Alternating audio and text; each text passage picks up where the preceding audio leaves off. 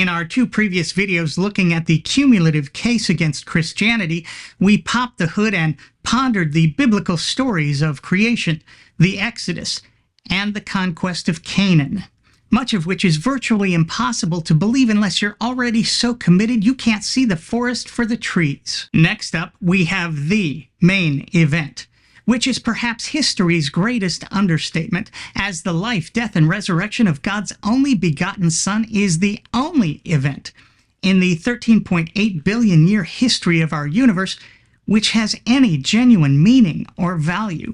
It is the event for which the entire universe was created, and in which all people must believe to secure their salvation. And yet, what Christians must believe is that their God, having literally all the time in the world to plan this event and its documentation so that we might be saved, left humanity without even a single eyewitness, instead preferring that the documentation of this most important event, billions of years in the making, be left to anonymous authors who never even claim to be eyewitnesses. Christians must believe that no one involved with this most important event left even a word for history, but that God ceded this task to a number of Greek-speaking non-eyewitnesses who wouldn't get around to documenting things for 35 to 60 years, who were then forced to rely on word of mouth and decades of legendary development,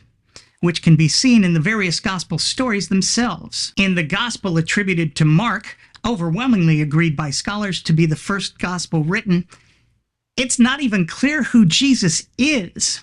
And when he does rise from the dead, there's not a single post-resurrection appearance of our risen Lord. 30 years later, however, the author of John's gospel has Jesus coexisting with God before the creation of the universe. He has Jesus walking through walls like a T-1000. And, of course, John has Jesus giving his crew some handy tips on where they might get some action on their fishing trip. Curiously, John fails to mention Jesus' alleged appearance to the 500, or his hanging around with the disciples for 40 days. Though he does mention that shortly after Jesus' resurrection, he had not yet ascended to the Father, to God. Because this timeless, spaceless being is somewhere up there.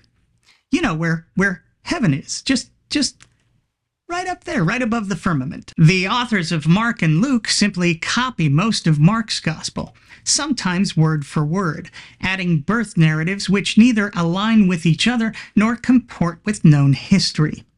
There was no census where everyone had to return to their hometown from 1,000 years ago, nor was there any slaughter of boys under age 2, or people rising from their graves upon Jesus' death. Christians must believe that God, knowing our salvation was entirely dependent on believing in this one event, would leave us with such underwhelming evidence when he knew others would tell similar tales both before and after, and that people would gravitate instead to the tales told and embraced by their cultures and family traditions, with no way to definitively discern which tale we must or ought to believe. Christians must also believe that despite Jesus coming to give life and to give it more abundantly, the Holy Spirit did not spread this tale throughout the world at light speed to all nations of the earth. Instead, this all-loving God continued to allow the vast majority of his children to remain in darkness, unaware that the blood sacrifice required by a God who simply could not forgive his poorly designed creatures had been executed. Pun intended. Christians also have to believe that despite Jesus telling his disciples that he'd be right back, I'll be back, telling them that some of them would not taste death before he returned, dragging his kingdom behind him, despite that, we're all still waiting for that day, some 2,000 years later, and counting. Oh, and let's not forget that Jesus also told his disciples that only the Father knew when he'd return. Whoops. Christians must also believe that despite Jesus telling his followers that they would do greater works than he did, having raised the dead, cured all manner of disease, and caused newly demon-possessed pigs to turn lemming, his followers can do none of these things, even when 2 or more gather together and ask in Jesus' holy name.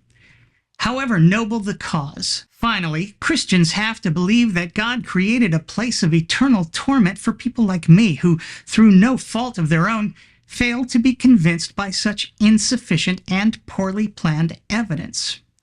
They have to believe that their all-loving God created me and my ilk, knowing I was fated to suffer for all eternity, when he could have just left me and my comrades in our prior non-existent state, where we were all perfectly content. Who among us would be so cruel and sadistic? If you can believe all this stuff with a straight face, if these stories somehow soothe your existential angst and keep you from being a colossal prick to your friends, neighbors, and family, then more power to you. Just don't vote, please. On the other hand, if deep down you find this stuff as ridiculous as I do, just let it go. You'll be all right. Trust me. Plus, you'll free up your Sundays and your mind. Once again, I'm me. Thanks for watching.